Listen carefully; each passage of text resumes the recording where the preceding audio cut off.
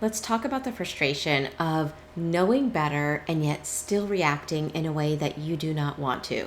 In this video, we're going to discuss how our knowledge about trauma is one thing and our application of knowledge is a completely separate thing, and how sometimes getting the two of those things on the same page is so challenging. At the end of the video, I'm going to give you an exercise that can start helping you to help your mind and your body to work together. So if you've ever been in a situation where you finally learned about trauma symptoms, and you're like, oh, I do this, I have this, now I know. So now that I know, the next time I'm in that situation, I'm going to do things differently. And then next time comes and everything you learned feels like somebody took an Etch-a-Sketch in your brain and erased everything you learned, and you wind up acting or reacting exactly how you've always done. Talk about frustrating. I have so been there. So let's understand this better and start working to transform it. That being said, let's dive in. For those that don't know me, my name is Michele. I'm a survivor myself of childhood trauma, emotional trauma, and narcissistic abuse. I'm now a somatic experiencing practitioner and the founder of the School of Transformation, which to me is like nervous system rehab. It's where I meet live on Zoom weekly with survivors from all over the world, and we learn how to embody healing. Here on my channel, I talk about what healing is like, but in the School of Transformation, we experience it together. So if you're ready to dive deeper, make sure you check out the School of Transformation. The first thing I want to encourage you to do is to pause for a moment and think about something you've been learning recently that has to do with unhealed trauma.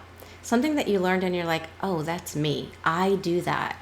And learning about that was helpful for you because now you're like, oh, that behavior isn't who I am. That's not my personality. That's who I had to be in order to survive whatever I was going through. So think about that for a moment. And then what happened after you learned that? Were you able to immediately change because you knew that information? Or did you find yourself setting the goal, oh, that's not me, so I'm not going to do that anymore, and then you found yourself in a situation where you wanted to do things differently but couldn't? Maybe you had the goal of showing up more confidently in social situations, and yet your heart starts racing the second somebody raised their voice. Or maybe you shut down when you felt misunderstood. Whatever your personal pattern is, just jot it down for a second. And as you do, I just want to let you know that the reason we wind up staying stuck in these patterns has nothing to do with being broken. It has nothing to do even with sabotaging yourself.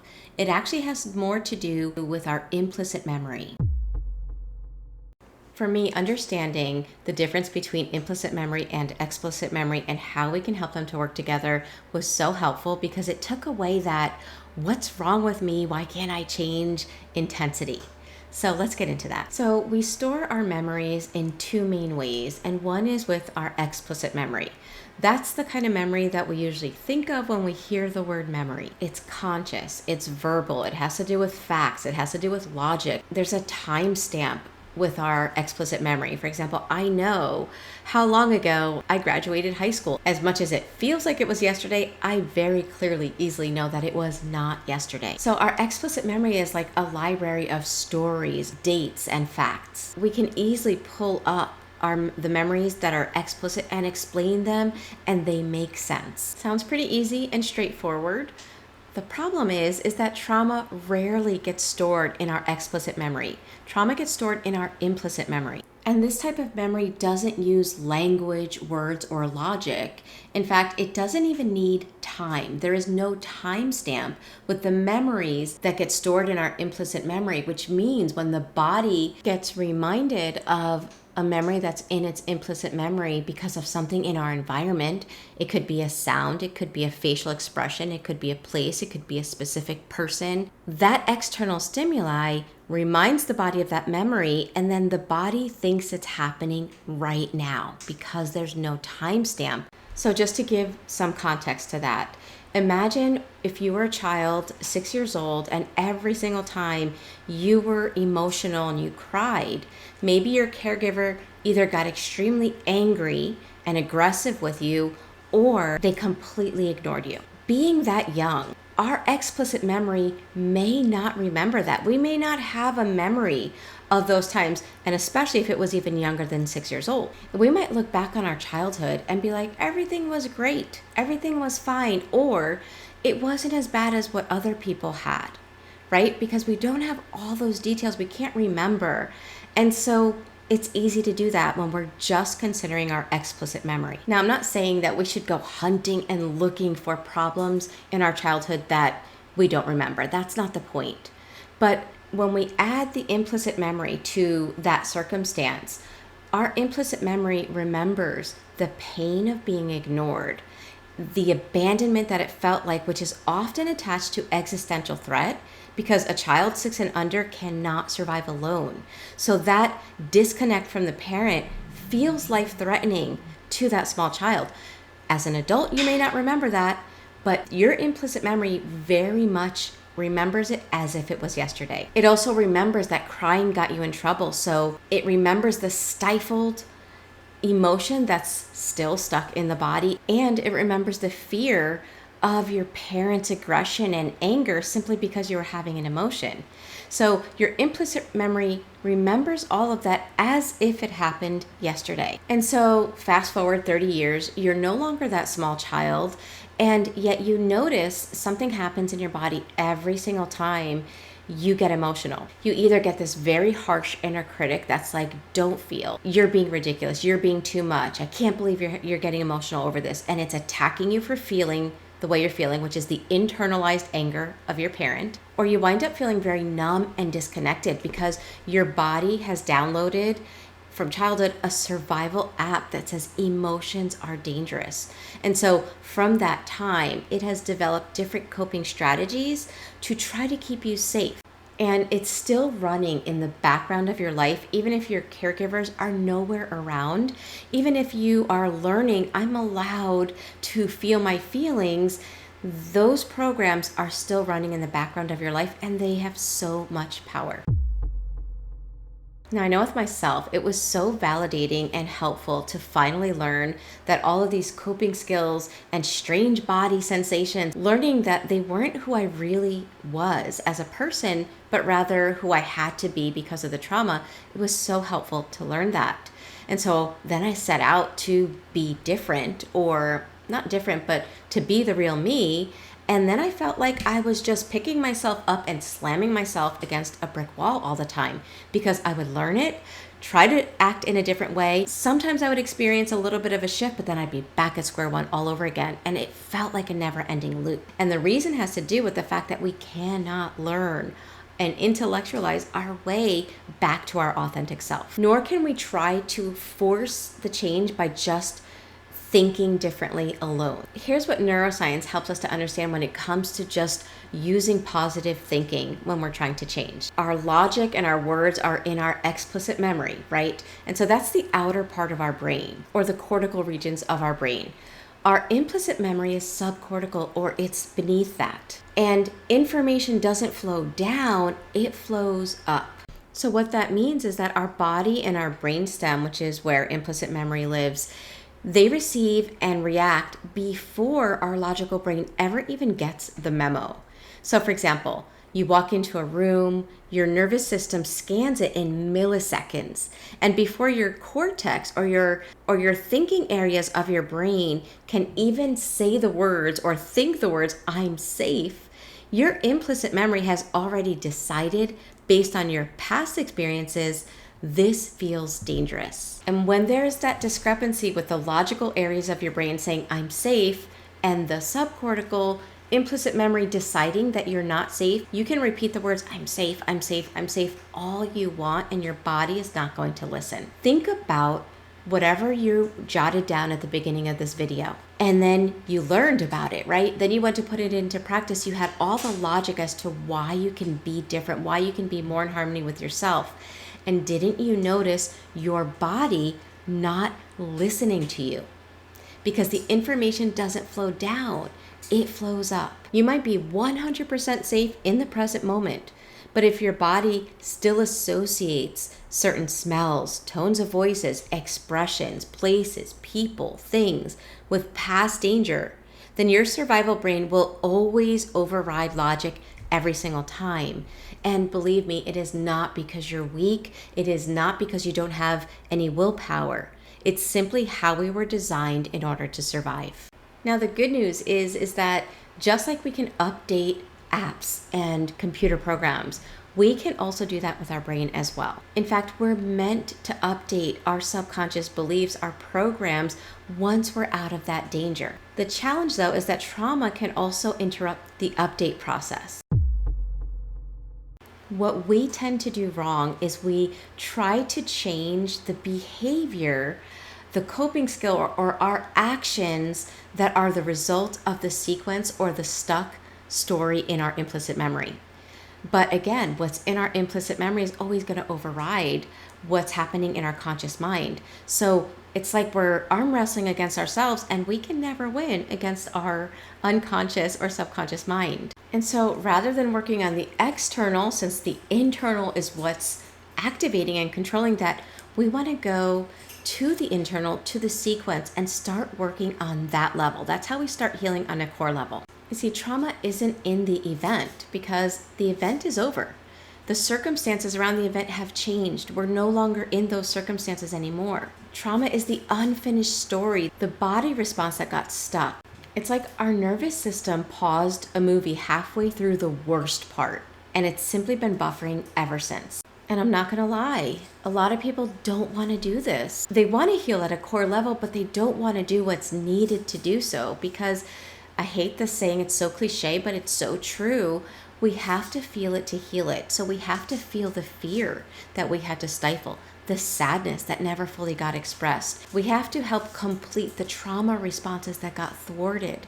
For example, we couldn't fight. We couldn't even have a healthy self-protection because we would get in trouble. So that fight energy is stuck in us. So we have to be with all of that, help our body to complete it, and download a new sequence for our body. It takes work, it takes time. But I will say this, it's the only way to heal at a core level. And if we don't do this, we simply get stuck the rest of our lives, stuck in symptom management.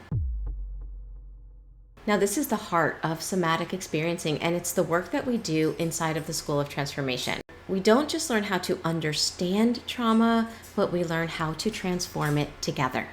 Let's do a simple but powerful exercise together that helps you to begin learning how to start working with your implicit memory. So remember, explicit memory, words, logic, thoughts.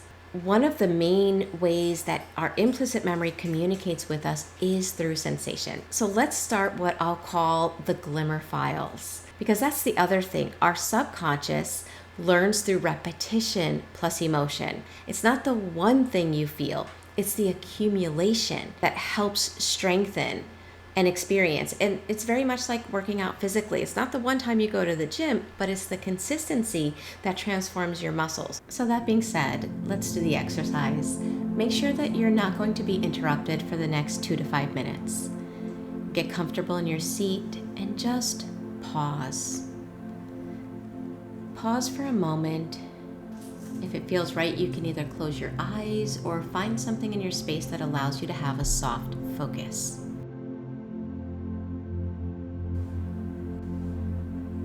Notice the air on your skin, seeing if it's either warm or cool, and gently bring your awareness to your body without trying to change anything, just noticing what is. Notice different areas that are still. Notice areas that might feel more heavy, tight. Just observing without judgment. And now recall a glimmer or a micro moment. It doesn't matter how small, but any moment in time when you felt calm, safe, or connected.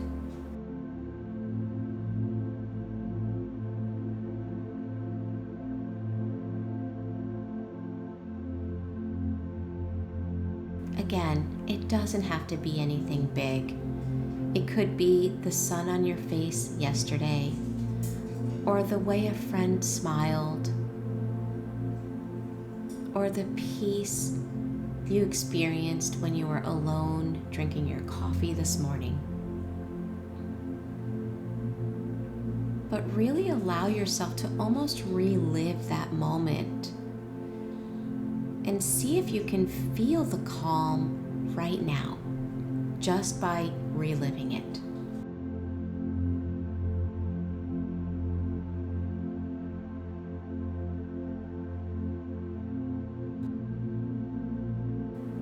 And you really want to use your senses. What did you taste? What did you see? What did you hear? And now, drop your awareness down into your body and notice, where do you feel that glimmer in your body? Is there a warmth in your chest? A softening in your shoulder? A deepening of your breath?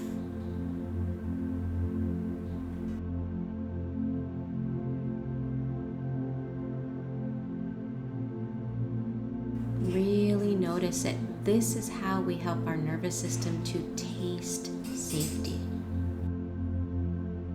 So see if you can breathe with it.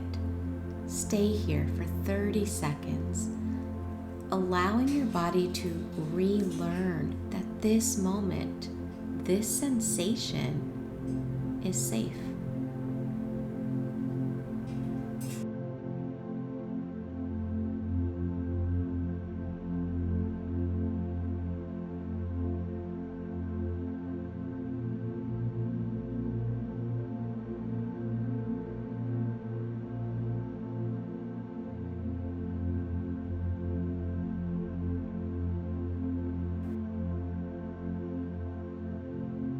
By doing so, you're giving your implicit memory a new file. It's small, but this is how we rewire from the bottom up. If it feels comfortable, let me know in the comments below what you experienced. And remember to be patient with yourself as you're doing this work. This work takes time. It takes gentleness. It takes guidance and practice. And remember, true healing isn't just about insight and knowledge and learning.